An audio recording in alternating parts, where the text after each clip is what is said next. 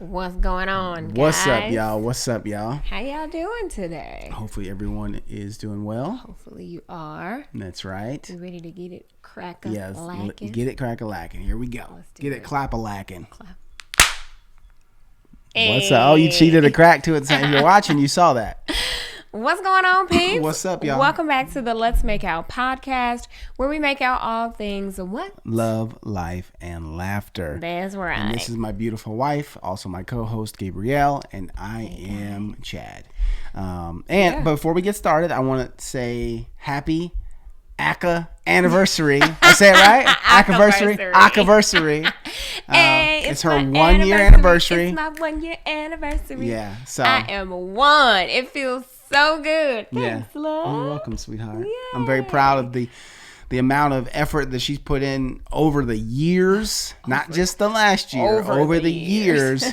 Supporting an organization that she is close to her, has been near and dear to her heart, because her mom is obviously she's a legacy. Her mom is AK, so this is pretty awesome to see that that she's there, and thanks, so love. it's exciting. That's really sweet. Thank you. Yes. Yes, and I have on my stroll to the polls, which we did, shirt, because we went and voted Let's see, we got this our stickers. morning. We have our stickers if you're watching, Yeah. because it's the primaries today. We live in Indiana, so we did our part and we voted. We went to 2 locations because the first one we changed our address. We had moved. we had never changed our address.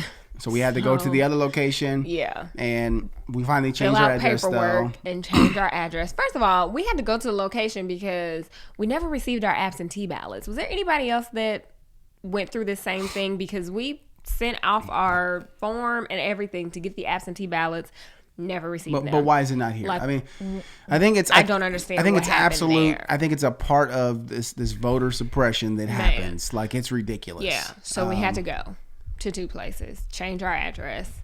Thankfully, you know what? They didn't even ask for proof of our other address, because the one location said we was going to need, we were going to need like a bill. We could pull up an electronic copy or something. Bank statement to prove our address, but the other location didn't even ask for it. So. I think the other location, I think both locations, they were really sweet at both places. I think that, they just trying to get people to vote. I think that's what's important. Yeah. So if you've not, if your time is to vote, this today, then. Well, you have already voted by the time you listen. Yeah, exactly. So hopefully you had a chance to go and vote. If your primaries are coming up, hopefully you've got it planned out to where you can go and vote. Make sure your address is correct. Make sure your address is correct, or plan on going to a few different locations if need be. Yeah. But yeah, so we took Siege with us, and so he wore his little mask everywhere. He wore his mask. First time he's been out, other than last night. Yeah. So Reagan is actually back in school. So she's back in school now. Back in school, and she goes 3 days a week. 3 days a week, and so that's why only Siege went with and us. her school had never closed. Yeah, it actually never closed during the pandemic. They just gave out like pandemic credits, so we kept her home, and so we weren't paying, and we kept her home. Yeah, that way it allowed for some teachers to be able to go home, right? And but we she loves school. She learns so much. She needs that interaction with other kids. They do a great job. They take their temperatures before they even are able to come inside. So they're doing their part. Parents can't go in the classroom. We can't go in the classroom. We have to stop at the door. So she's loving it. She's having such a good time. And we took swim stuff for her today, because I think supposed they're to be going getting to be out into the doing water. Sprinkler play or whatever. She loves school. She has such a good time. Yeah. It's so funny. It's pretty cool. So that was cool. It was funny because Chad Jr., we were telling him we were going to we were telling Chad Jr. we were going to vote this morning, and he was like, we were explaining to him the primaries and that, we would be voting, like legit voting for the president and everything in November. And he was like, can I vote with you guys? So that was, I just thought. So he got a sticker really today. So they gave him a little sticker. And we're going to set up a little. Dad said he was going to set up I'm going to set up a fake voting. Like a little ballot for him. Little ballot for him that he can, maybe I'll do it on the computer and I'll make it like kind of cool for him so that in November, he can do it as well, so. Yeah, I thought that was cool. Just so we can start teaching him the importance of voting as well. I think that, there's a lot that we can teach him, and that's another thing that, I wasn't taught when I was a kid. the importance of voting. You know Man, me either. We've been having this conversation, and this is kind of just like what we wanted to talk about this whole just episode. It's just so much of how you live your life as an adult is shaped by what you're taught when you're young. Or what you're not taught. Or what you're not taught. And I think that, I mean, when you say it, it sounds silly, like, of course, duh. But I guess you don't really think about it until you really have to, or you're faced with like, well, why do I look at something this way, or why do I not pay attention to that? And then you like processing your experiences, like, could that have something to do with it? I think it's crazy because you can only there's unless you're exposed to something, sometimes you are not gonna know anything about it, or you're not gonna understand the magnitude of it. And so it's been an important week for our family, important couple weeks for our family, and really educating ourselves, educating our children, and going as deep as we can right now with them, and figuring out how to continue that conversation, and going to bring in Chad Judah to vote with us was important. We wanted to show that we're doing our part to make a change. Yeah, and make sure he's just exposed to certain things. Yeah. And I'm sure that I went with my mother when she voted before, but I don't remember. Yeah. You know what I'm saying? Like, I don't remember having, and even if I did, I don't remember having like actual conversations about this is what's happening, and so we'll get into all of that, but let's go ahead and cue the music. Let's cue that music. Here we go.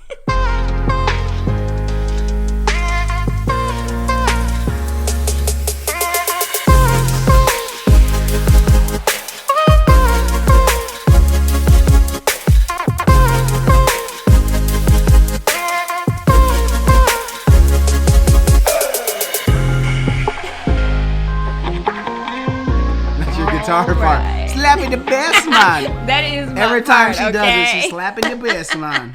That is my part, even though I don't know that I hold the guitar. Is it this way? Did we decide it's this way, or I hold the guitar this way? You hold the guitar this way. I should be holding it this way. Yeah, you're doing the right hand way.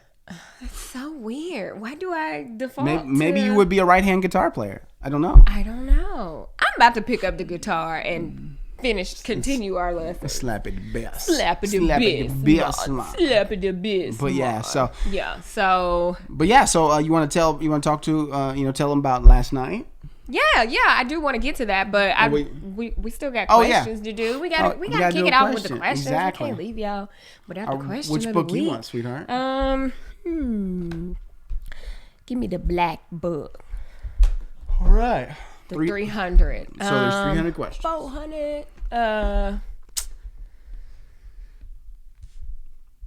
75. 75. What was your childhood obsession? What was my childhood obsession? I don't know. Actually, I'm trying to think. What was my childhood obsession? I don't know. I got it. I'm trying to think of things I loved. I loved Janet Jackson. I remember collecting rocks. That's hilarious. Yeah, it's really random. I had like a rock collection. I liked to read back then. But I don't know what my obsession was. That's a great question. I'm actually going to ask my mother because I'm like, what was my obsession when I was younger? I don't know. That's funny. What was yours? Mine was Michael Jordan. Oh, really? Oh, yeah, man. Like, just everything Jordan. I mean, like, Jordan shoes. I never had a pair. Because, we all know that. So, like, that's why I have pairs now. Buy them all now. But I was obsessed with just Jordan, like, just him as an athlete. You know, like, him as an athlete, just anybody that's ever watched Jordan play, like, it's just like magic. It's like magical. Like, it's just like this person just, it's like you believed he would hit the shot every time he shot. Never believe it's not so. Okay. You like my I did. Okay, all right. But it's like you it's like the like background. You know. I backed up so that it was like in the far distance while you were talking. Okay, all right. That's hilarious. I might need to work on that. But yeah, no, man. It's like every time he shot, it's like you just knew he was gonna hit. You just had belief that he was gonna hit the shot. You know, like just I remember like didn't miss a Jordan game if I a Bulls game. But, you know, I just couldn't. So yeah, that was my obsession. So when I played basketball, that's why fadeaway is one of my favorite shot. Like I've always been the young guy shooting fadeaways. You know, everybody used to call fadeaways the old man shot. Oh really? You know? Like there was like the old man shot, but now like Jordan made it like popular. Made it the thing to do. Yeah. Like it was the shot that nobody could defend. And you think about Jordan as he got older, the fadeaway became more prevalent. Kobe Bryant, as he had openly said, he modeled his game after Jordan. Yeah. As he got older, fadeaway became, because as you get older, you're obviously not as quick anymore. Right. You know, you can't be going up and dunking on everybody every time. Yeah. So now you start learning how to finesse it. You know, like I'm gonna back you down, and then fade. Like it's just this. Honestly, you can have somebody that's 7 foot on you, and you could be 5'5", and if you know how to do it and create that space, you can hit the fadeaway on them. I mean, I can talk about this all day. I feel like you need a good basketball game in your life. I need a good basketball game. You haven't played basketball in months. I used to play every Monday night. Need a good basketball game. That was just a lot of passion right there. I feel like got so much passion for the game. Plus, there's no basketball to watch on TV. I know, right? But, just struggle city. Do you want a question? A different question? Yes, let's do a different question. Same book? Yeah, same book. We'll keep it there. Let's go with 82. 82. Since it's our birthday month. Shout out to 82. It is our birthday month, guys. We're both going to turn 28 this month. 28. Man. Oh, 28. We wouldn't even known each other. 28. What was we, 29? 29. Well, maybe 28. How was we in 2009? Was it 2000? It was 2009 when we started talking. Mm-hmm. So we would have been 27, right? Oh, yeah. So we've been Yeah. Yeah, you're right. It was it's 27. So 27. Summer 20 when we were 27. It's crazy. The summer. It's crazy. It was the summer. Okay, you say 82. I'm struggling. Mm-hmm. I mean, I feel like you probably just said this, so we need another one. Who was your favorite celebrity when you was 13? Yeah, I mean, so Michael Jordan. New question. 83. 83. What did you do as a preteen that you wish you still did? Write movie scripts. Yeah, when I was young, I used to write. I don't know if they were any good, but I literally would sit down and write down like movie scripts, like this. I mean, the opening scenes. I'd have dialogue back and forth. That's so interesting. Yeah, I literally just enjoyed doing that. So I want to get back to doing that. You know, so I have a couple different ideas. I just have to do it. But yeah, that's something I wish I wouldn't have ever stopped. Okay. Yeah. Okay, for the screenwriting. Right. Yeah. So look out. Hey, look out for that cookie. Gabe and Babe Productions. Hey, you never know. Shoot. So Babe was saying, you want to talk about last night. So yesterday, we went to a peaceful protest in our city. And we took Chad and Reagan with us. Mm-hmm. And it was a really cool experience. Like, we kind of caught the tail end of it because I didn't realize it was happening until I saw some people posting about it. So I saw it like a couple hours late. So we caught like the last hour of it. It was a 4-hour situation, but we caught like the last hour of it. Yeah. And I thought that I just felt like it was a good idea for us all to go as a family, for Chad to see it, for us to give him kind of context to some of the things that we've been talking about and what's happening in the world, and just for him to have, I guess, a visual to put with the things that we've been trying to. Because he was asking he was asking what some of them meant and some of the signs, because you can make your own signs, and people put signs around this big fence. And, just really, and so it was really good to have Chad Jr. Reagan doesn't know right now. She's too young, right? Yeah. But Chad Jr. is old enough to understand, what we're talking about. But we have to kind of explain it a little bit, a little bit more simple for him, just to make sure he kind of grasps it. And he'll grasp it as he hears it more, he'll grasp it better. And so it was really I think it was a first for all of us. I've never participated in a protest before. Yeah, I've never, never been to a protest. You know, so this one, it was important for us to go to this one because it was a peaceful protest where, you know, that it was safe for our children to go, you know, and, you know, there are some protests that are not going to be as safe for children to go to. Right. And those are good. Those need to happen as well. Like, you know, all of these protests need to happen. But, you know, we got to make sure our kids are safe. Yeah, you know what I'm saying? We had some over the weekend in Indianapolis that started off peaceful.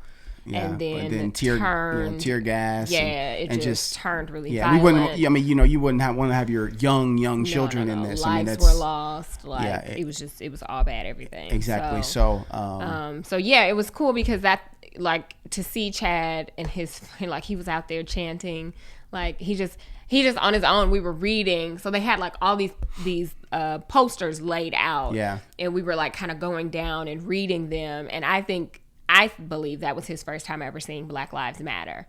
And he just started seeing it written. We've said it before, but like him chanting and saying, he was like coming up with his own song, Black Lives Matter, Black Lives. It was just really cool to see. It was. It was. Yeah, just because like and this is something we were talking about too, like we want to kind of give him a different foundation than what we feel like we had. I think we both come from totally different households. Absolutely. And I can speak for like my household. I was never, like, I can never remember having conversations where we talked about what was happening with racism and what was happening in the world, and like it wasn't like it was, how am I trying to say this? Like, it was nothing that it was like focused on. It wasn't the forefront of the conversation. A dedicated conversation. I can't remember very many like at all. You were taught to love your blackness and to be a strong Black woman. Well, yeah, I think that was a given. Like, but the gist of the whole like picture was never really like focused on. It was never really a topic of conversation. And I think that I grew up kind of oblivious to the fact. Like, it's one of those things, like, you know, racism is happening, but when it doesn't affect you personally, or you don't have those experiences, sometimes you can, I don't know, just like you don't internalize it because it's not happening personally because it didn't happen to you. Exactly. Yeah. So I think that I just want to make sure that our kids have the knowledge, the foundation. Like the foundation. You're not gonna get everything in school. Yeah. You're not gonna learn the full truth in school. So I feel like it's our job to show them both sides and everything. Absolutely. You know In my household, you know, it was we, you know, as a white family, we didn't speak on it, you know, and I knew there were views in my family that were views that I didn't agree with, you know, and I knew these views were for you know, I think God put this in me. I don't, you know, I knew that the views that I was hearing, you okay? I know, I'm spilling my She's got coffee, don't do that. I knew that the views that I heard or that I would see sometimes, they just didn't seem right. Even from a young age, it didn't seem right. Yeah. And I didn't have anybody to talk to and see why, but I didn't understand. I was young, you know, and so as I've gotten older and I've learned and I see things that are happening and, you know, it's wrong. Things that are happening are wrong. You know, racism is absolutely just wrong. I mean, you know, for like it's worse than wrong. It's just horrible. Yeah. And so it's important, you know, for Gabriel and I, you know, and especially me, to make sure that I let Chad Jr. know, and anyone else that I come in contact with know that it's not acceptable. Yeah. You know, and you being a white person doesn't excuse you from acting right and treating people right and being a good person, you know. And I think that that's something that just is very important to me and important for us as a family. And I also think like when you speak of like being a good person, I have no reason to believe that there aren't white people out there that have racist views that feel like they're a good person. Tell me about it. You know, Tell and me it's about just it. like,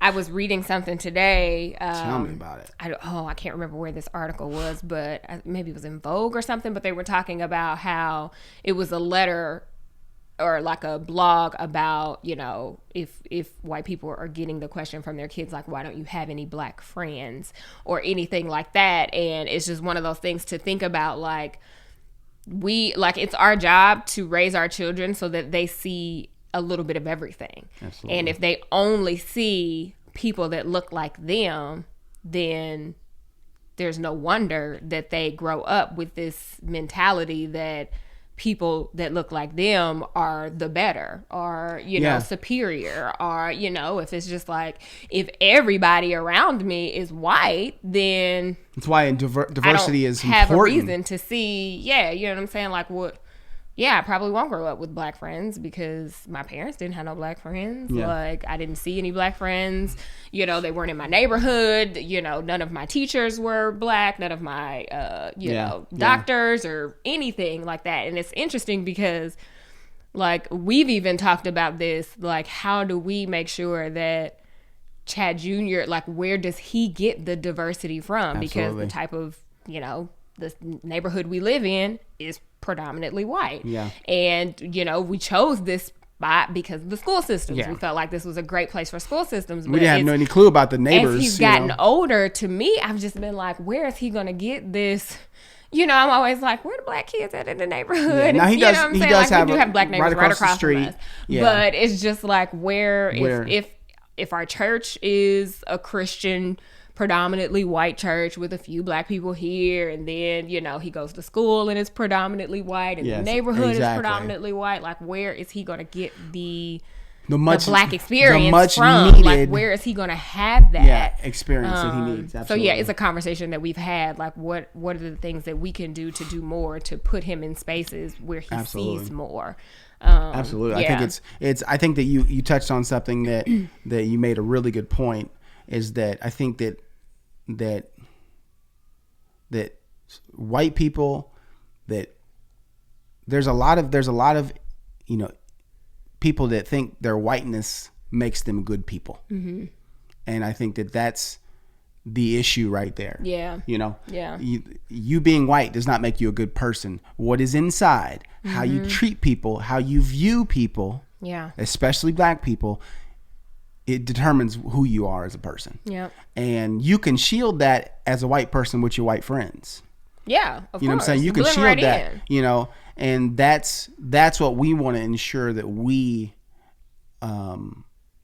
educate our kids on, and understand ourselves, that, you know, we always talk about making sure that we're treating people good and doing the best that we can to love people.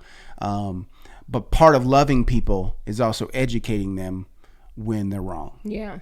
Right? So if you and I are doing something wrong, we're going to love each other, but we're going to say, hey, this is not right. Yeah. We should be doing that across the board.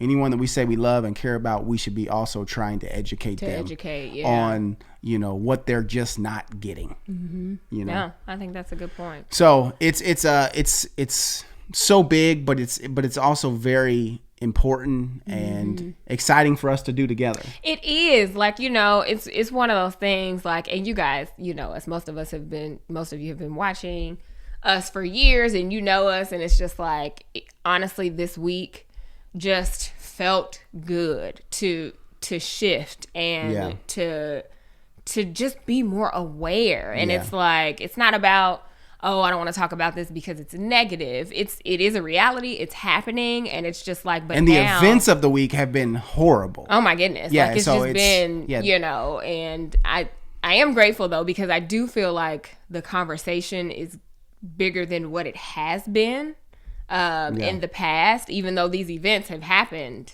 many continuously, way too many times. It's like back to back to back, but I just feel, I don't know, this one feels different because I feel like more people are saying something, and I don't know if more people are saying something because they feel pressure to say it, because they actually care.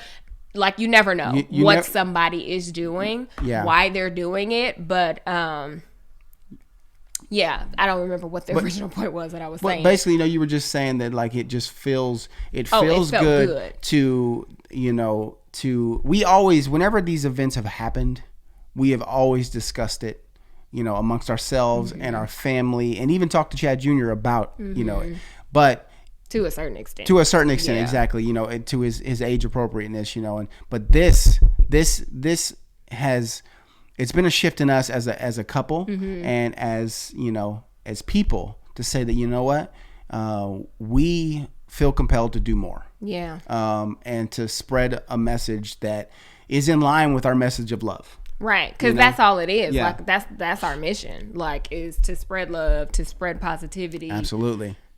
All of that. Like, so I mean, I think that falls. It falls right under. It does fall into that. If people, if Black people are not being loved and treated the way that they deserve to be treated, then it is, on us as well as everybody else to do our part to change that. Right. And we don't know, we don't have the answer. So I think it's like it's a journey we're taking to figure out what are the things that we can do to impact those, around us. Like, what are the steps that we have to take? What are the conversations 100%. That we have to have, like, to further that. To further that. And it's just been a lot of like just thinking and processing and praying and talking about this week, like just how to navigate going forward, because this trend will die. Like, everybody is gung-ho on it right now, but as with everything, something new will happen, and it won't be at the forefront. It won't be the top story anymore for media. And so we have to ensure that we're doing our part to make sure that it is one of our core values as a family, right? And that we're continuing to educate and ourselves, others, our children, pushing the conversation, even when it's not like it's not this, absolutely. So that's this is we honestly, with everybody, we pray and we wish that this stuff never ever happened, right? But the truth of it is, it's happening. Yeah, it's happened. It continues to happen, and so it's like, what's the plan? That's what we have to, in each. I don't think anybody has the answer, but each family, each person can take a step in a direction that can hopefully and prayerfully affect change. Yeah. I mean, it's just like today, we filmed this podcast on Tuesdays. You guys know that. So today was Blackout Tuesday. Yeah. Basically the day where you step away from social media to, educate yourselves on what is happening, like, and the Black Lives Matter movement, and how you can be an ally, how you can donate, how you can, like, amplify Black voices. So 100%. So we are participating in that, and it's just like, okay, so I've been, like, all the things, I've been saving so many things, and I've been ordering books, and because I'm trying to figure out, like, how do I approach this with Chad Jr., because part of me felt like he was too young, or a little too young to get too deep. But I was reading something that said that, like, by age 3 or 4, kids had already shown like racial, like, prejudice.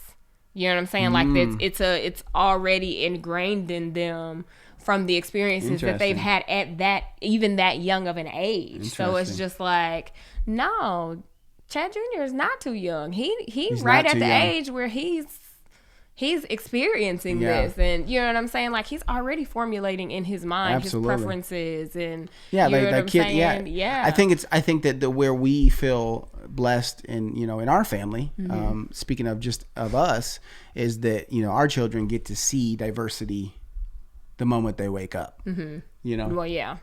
So with me and you, yeah, exactly. So they get to see diversity the moment they wake up, but also even extended when your mom comes over, Gracie comes over, Kelly comes over, or when my family's in town or we're visiting them. So they get to see diversity, and we have to, continue to foster that and educate in that. Yeah.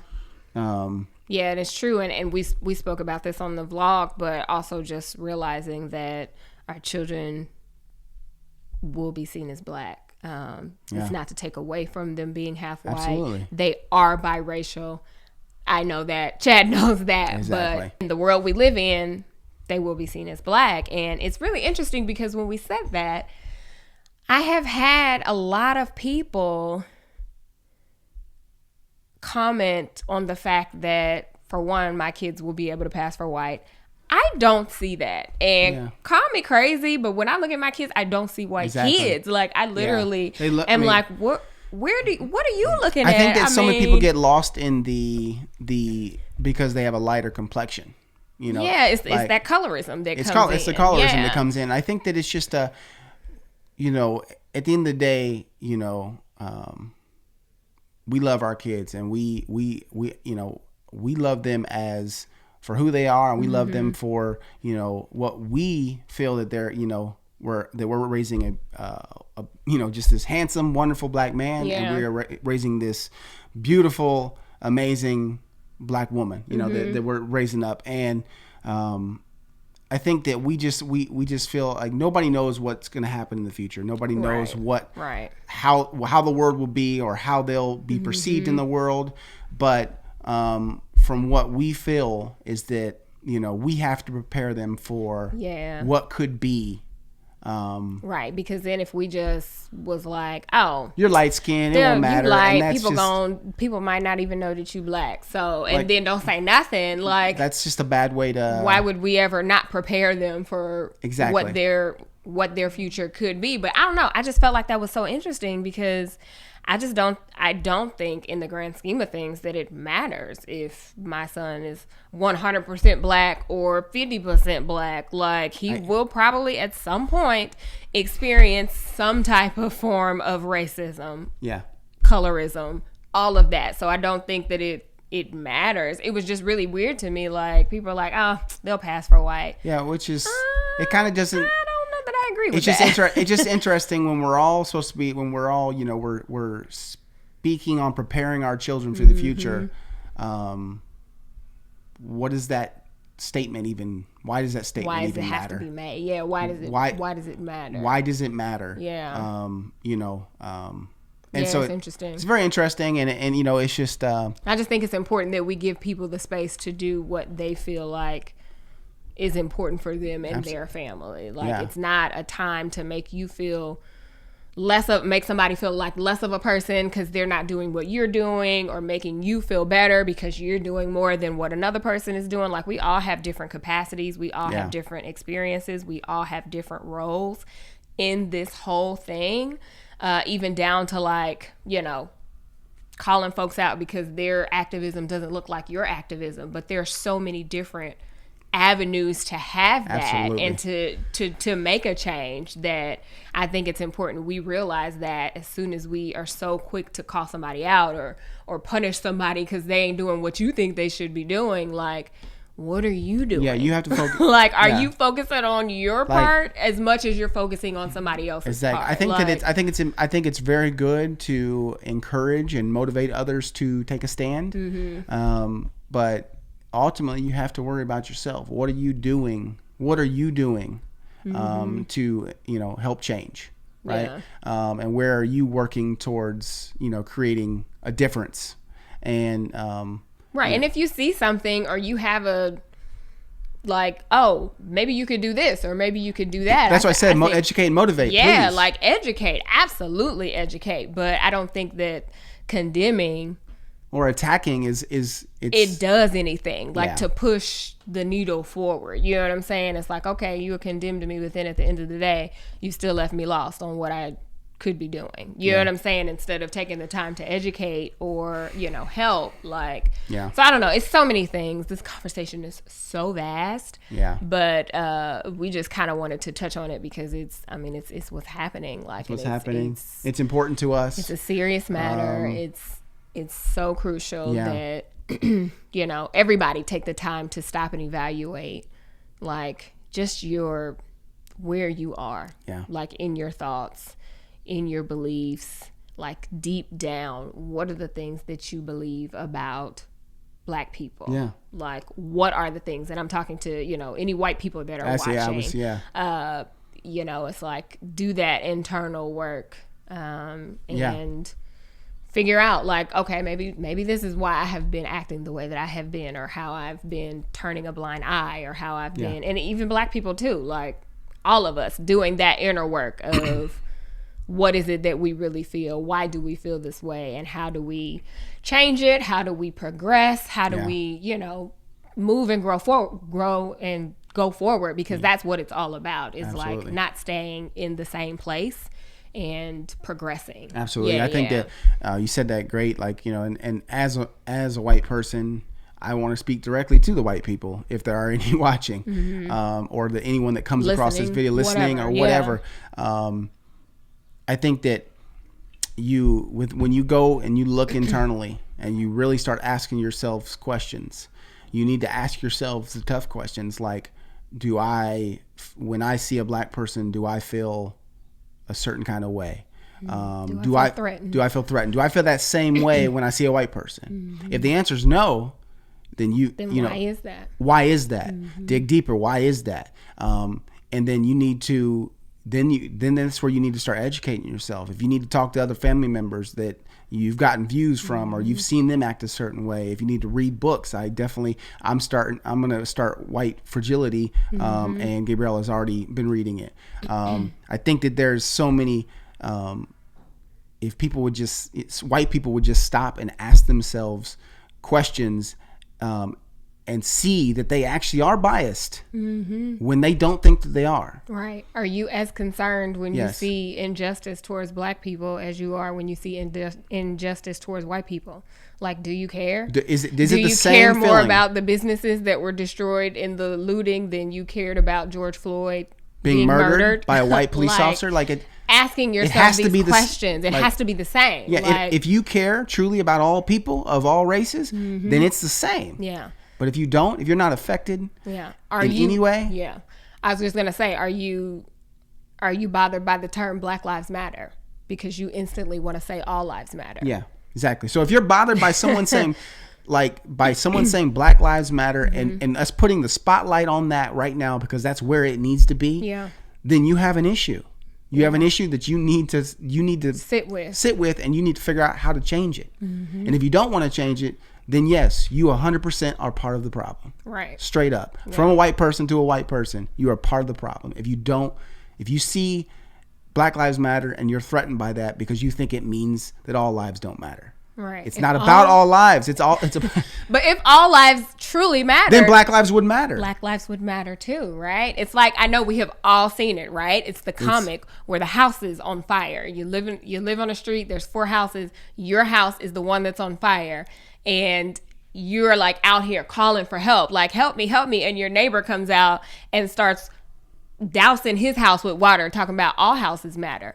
But my house is on fire. Like, Black lives are on fire right now. Sure, all lives matter. Yes. And Black lives is a part of that. They should be. So why don't we put out the fire that's happening now so we can truly all matter? Like, exactly. It's all about equality. Yeah. And it's just been a strong lack of that for years. That's how America's been built. Yes. So it's obviously going to take time because, I mean, the whole country was built on slavery. So it's just going to take... Exactly.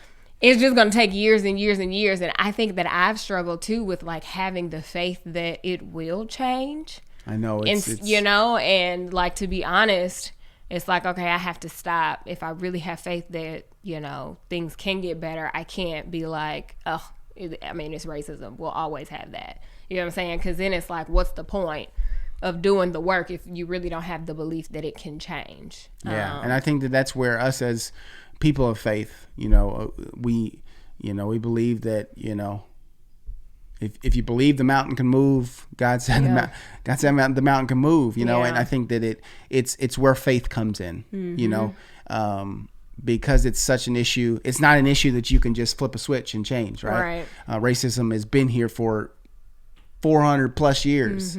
So to be able to flip a switch and it just change all of a sudden is just not realistic.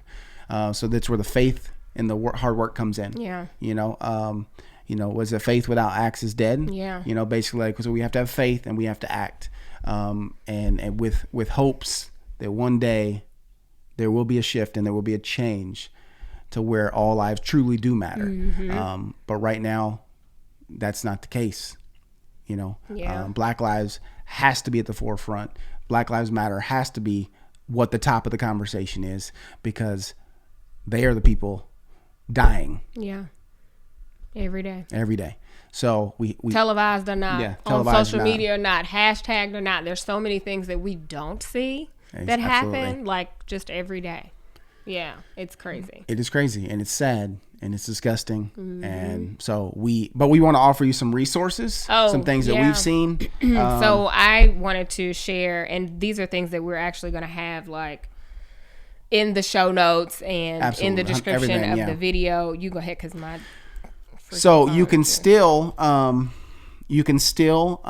to, you can text Floyd, FLOYD, to 55156, and when you do that, it continues to kind of change and update and they're also updating things that have happened in the case, and as far as the arrest, and the Attorney General of Minnesota has agreed to lead the prosecution of any of the cases that arise from the murder of George Floyd. But you can go there, you can sign the petition. Right now, their new goal is 4 million signatures. They're at 3,873,000 plus. We have both signed that. And so this is, a good way to put your name in, that we support something. We support, a cause of getting these police officers, not just the one, right, but all four, charged with murder, and not third-degree murder, but first-degree murder. Charged and convicted, man. Charged, and then after we get them charged, we get them convicted. Yeah, like... and so some actual justice happening. Yeah. So and then there are some areas where you guys can donate, and you can fund like racial justice. There are different organizations. The George Floyd Memorial Fund, like set up by his family, can donate directly to that. You can also donate to Black Visions Collective. It's Reclaim the Block, Campaign Zero, Unicorn Riot, and we will have a link for all of these. Yes. I just saw that the Minnesota Freedom Fund, they aren't accepting any additional funds because they said to push it just to George Floyd's family. They've gotten so many that they would rather it go to like George Memorial Fund or any of these other others that we have named. So and the Black Lives. Oh, sorry, go ahead. Oh, no, go ahead. No, and the Black Lives Matter movement, on social, you can follow them and figure out there are ways to contribute and blacklivesmatter.com. So you go to the website, you can there's find ways that you can either serve, donate, or help in furthering the cause. Yeah, and if you guys, as you're listening, as you're watching, if you have any other resources or anything that you would like to share, as always, we like keeping the conversation going. So please put it in the comments, like all the things, the suggestions, whatever it is you have, because everybody isn't going to get it right. Some people don't know what to say, how to say what they're feeling. They're still processing. And I also think that I just feel like it's important that we give people grace and we give them the space to navigate through this and figure out how to best proceed, because everybody's not going to get it right on the first time. We ain't going to get it right. Somebody might watch this whole video and still have an issue with what we've said. It's just like, we got to try, like we got to do something. Yeah. So give people the space to do that. Yeah, we're doing our best to speak up. Yeah. And to speak out. And I think that, if you have other ways that, like Gabriel said, that people can do that or contribute, share that, because not everybody's going to want to contribute in the same way. Right. And I think that's okay. Yeah, that's okay. Yeah. So we hope that these resources, we hope this conversation has, been helpful and also allows you to know our heart and where where we're at as a family. And we pray that you're able to have these conversations in your communities and in directly in your families, obviously.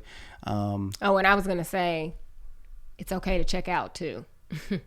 Because it's heavy, like it's a lot on social media. You don't have to. You scroll and scroll and scroll, and it's like the information is overwhelming. It's a lot. It's okay to take a break. You need to take a break. It's okay to take care of your mental, because that can weigh on you, anxiety and empathy and just all of the things. It's like, it's hard to see it constantly. So definitely unplug for a little bit, take a break, like, you know, research, learn, read, do the work behind the scenes and just fill your mind the best way that you can, you know, because when you're constantly taking it in, it can just take you there. And it's absolutely. just like, I think that's perfect. You gotta take a break from that at some point. Yeah.